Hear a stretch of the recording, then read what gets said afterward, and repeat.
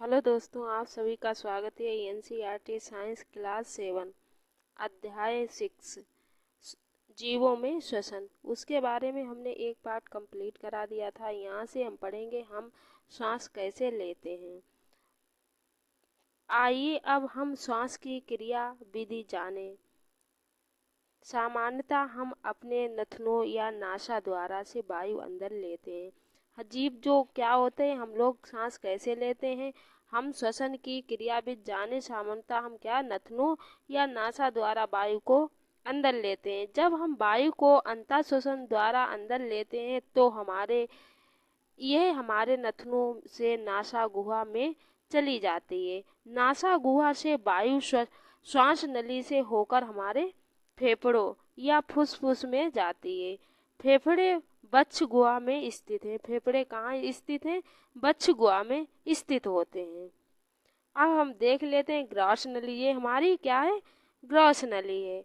ये मुख गुहिका। तो इस चित्र में हम समझ लेते हैं जो हमारा दिया गया है, एक नासा है, ये मुख गुहिका है, एक ग्रासनी है, श्वास नली है, फेफड़ा है। आगे हम देख लेते हैं फेफड़ा। आगे हमारा दिया गया है चित्र में, हम देखते हैं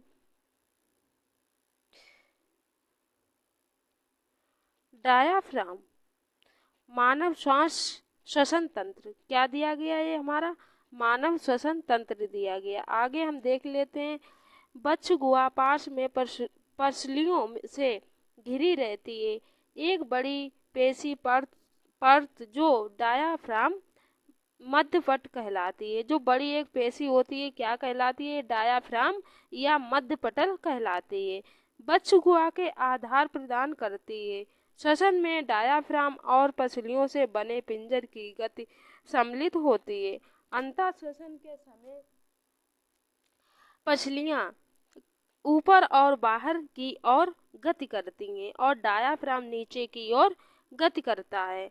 तो ये गति हमारी वक्ष गुहा के आयतन को बढ़ा देती है और वायु फेफड़ों में आ जाती है।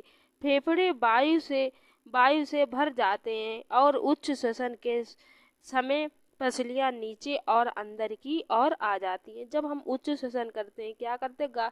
कार्बन डाइऑक्साइड गैस को जब क्या ऑक्सीजन बाहर बाहर छोड़ते हैं तो हमारी जो पसलियां होती अंदर की ओर, नीचे और अंदर की ओर हो जाती हैं। जबकि डायाफ्राम ऊपर की ओर अपनी पूर्व स्थिति में आ जाता है। और जो डायाफ्राम होता है वो क्या होता है? ऊपर जो उसकी पूर्व स्थिति होती है वहाँ पे आ जाता है। इससे वक्ष गुहा का आयतन कम हो जाता है।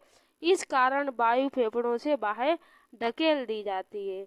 आगे हम देख लेते हैं हमारे आसपास की वायु में अनेक प्रकार के अवांछित कण जैसे धूल, परागकण आदि होते हैं। जब हम अंतः श्वसन करते हैं तो ये कण हमारी नासा गुहा में उपस्थित रोमों में फंस जाते हैं। यद्यपि कभी कभी ऐसे कण नासा गुहा के पार चले जाते हैं जब ये गुहा की कोमल परत को उत्तेजित करते हैं, जिसके परिणाम स्वरूप हमें छींक आती है। छींकने में अवांछित कण वायु के अंदर बाहर निकल जाते हैं। हम इस प्रकार केवल स्वच्छ वायु ही हमारे शरीर में प्रवेश कर पाती है। सावधानियां बरतें। जब हम छींकते हैं तो अपनी नाक को ढक लें, जिससे आपके द्वारा बाहर निकाले गए कणों को अन्य व्यक्तियों द्वारा श्वसन के समय ग्रहण न कर लिया जाए। आगे हम वायु अंदर आती है। वायु अंदर जब आती है पसलियां की ओर करती हैं। पसलियां क्या करती हैं? पसलियां और गति करती हैं। आगे हम डायाफ्राम नीचे की ओर गति करता है जब हम अंतः श्वसन करते हैं। इसमें हम देख लेते हैं वायु की ओर ढकेल दी जाती है जब क्या करते हैं हम उच्च श्वसन। तो पसलियां अंदर की ओर गति करती हैं। तब पसलियां क्या करती हैं? अंदर की ओर गति करती हैं। और जब क्या है वायु अंदर आती है तो क्या पसलियां ऊपर की ओर गति करती हैं। तो आगे हम देख लेते हैं हमारा डायाफ्राम पूर्व स्थिति में ऊपर आ जाता है। तो उच्च श्वसन और अंतः श्वसन मानव श्वसन की क्रिया विधि है। तो अपने शरीर में हम इस गतिविधियों को आसानी से अनुभव करते हैं। एक गहरी सांस लीजिए, अपनी हथेली को अंदर पर रखिए और अंदर की गति को अनुभव कीजिए। क्या आप पाते हैं? तो धूम्रपान फेफड़ों को क्षति पहुंचाता है। धूम्रपान कैंसर से भी समृद्ध है, इससे हमें आवश्यक बचना चाहिए।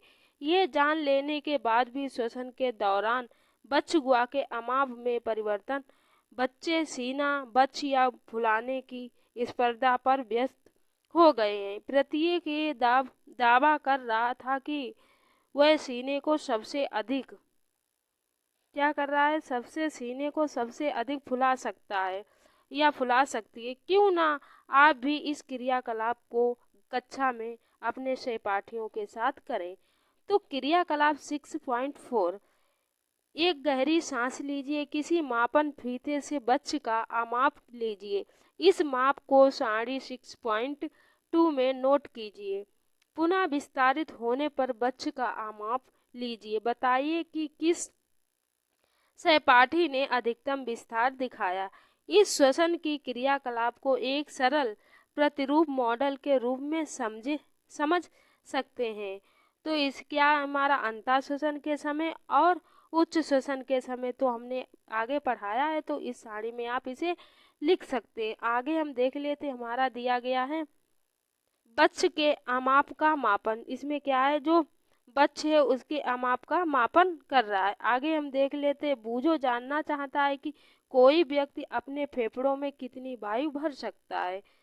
आगे हम देख लेते क्रियाकलाप 6.5, प्लास्टिक की नीचे मुंह वाली एक बोतल लीजिए। आपको क्या है, प्लास्टिक की नीचे मुंह वाली एक बोतल लेनी है। इसके पेंदे को काट कर अलग कर दीजिए। वायु के आकार की कांच अथवा प्लास्टिक की एक नली लीजिए।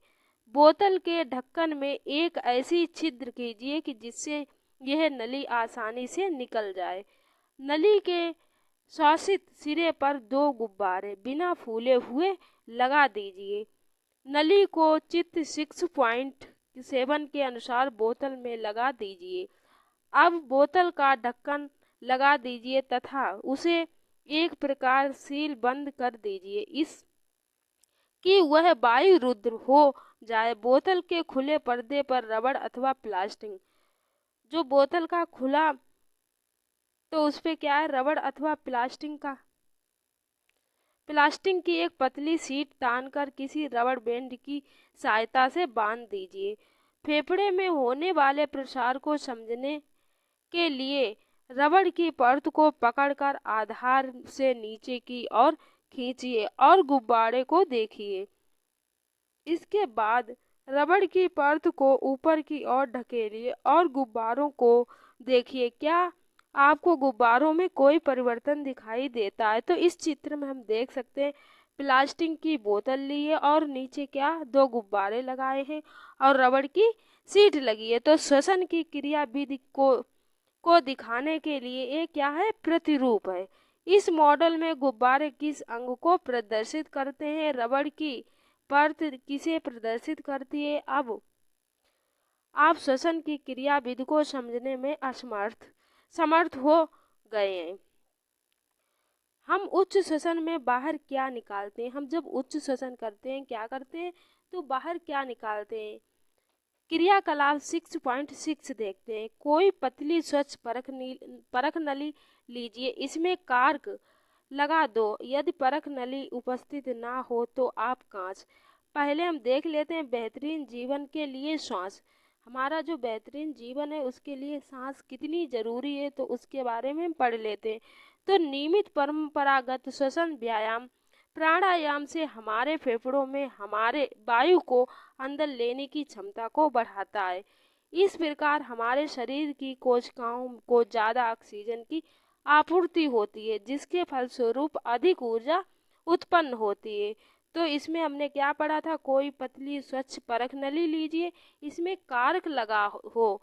यदि परख नली उपलब्ध ना हो तो आपको क्या करना है, कांच की या प्लास्टिक की बोतल ले सकते हैं।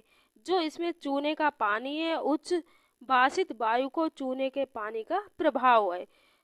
आगे हम देख लेते हैं परख नली में थोड़ा सा ताज़ा बना चूने का पानी डालिए।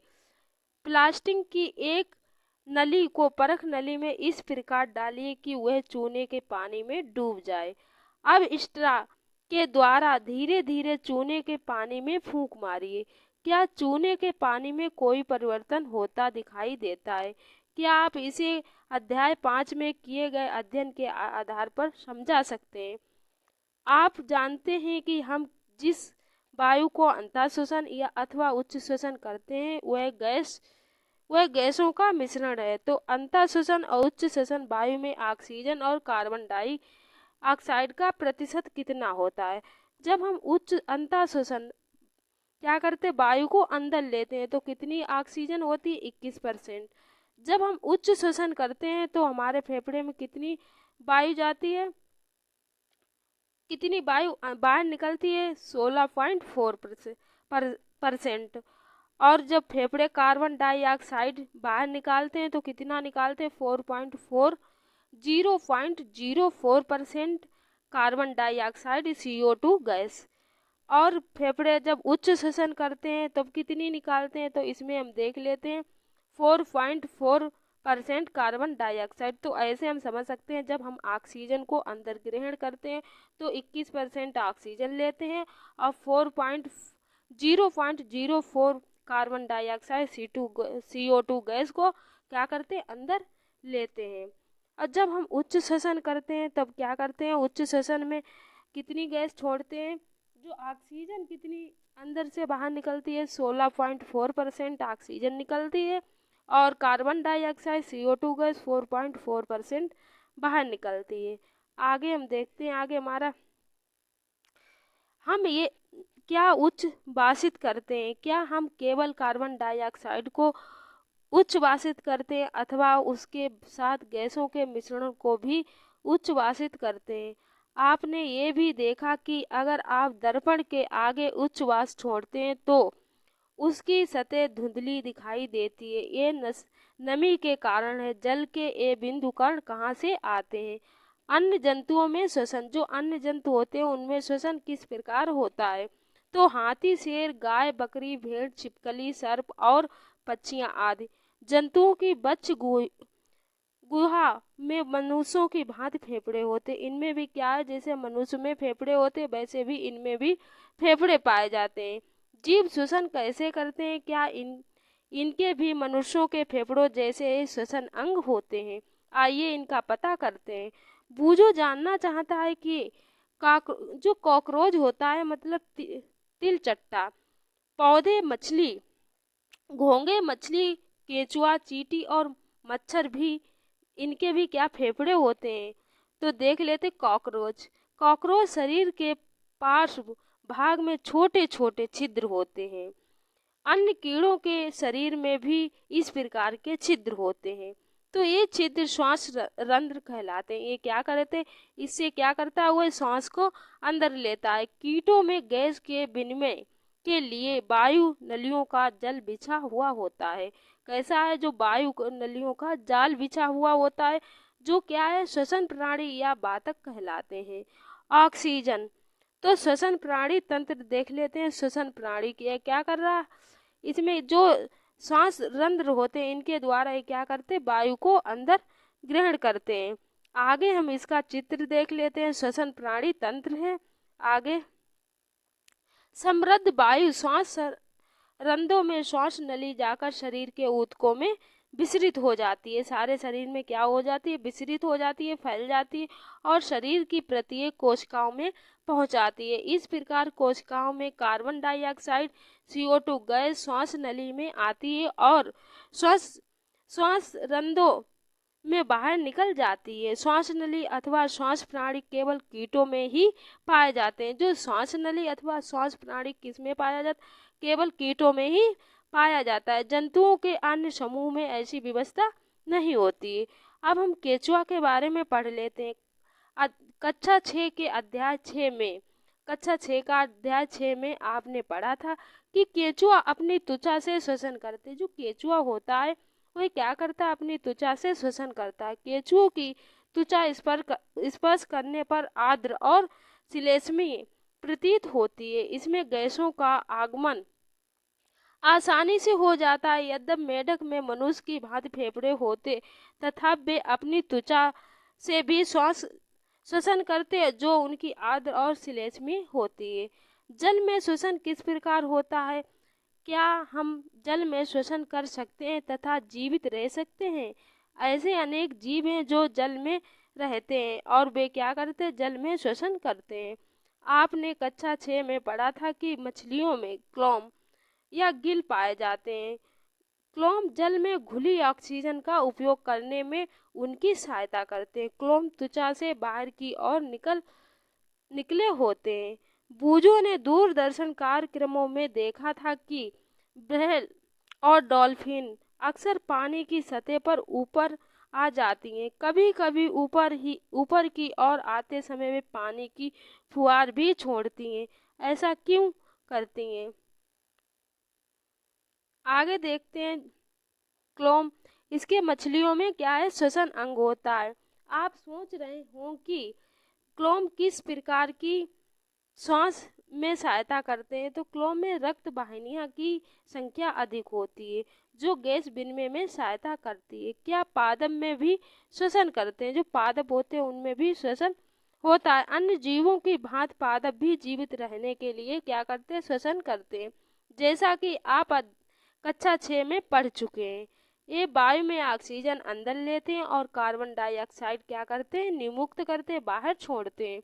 इनकी कोशिकाओं में भी ऑक्सीजन का उपयोग अन्य जीवों की भांति ग्लूकोज के कार्बन डाइऑक्साइड CO2 और H2 में विखंडित करने के लिए किया जाता है।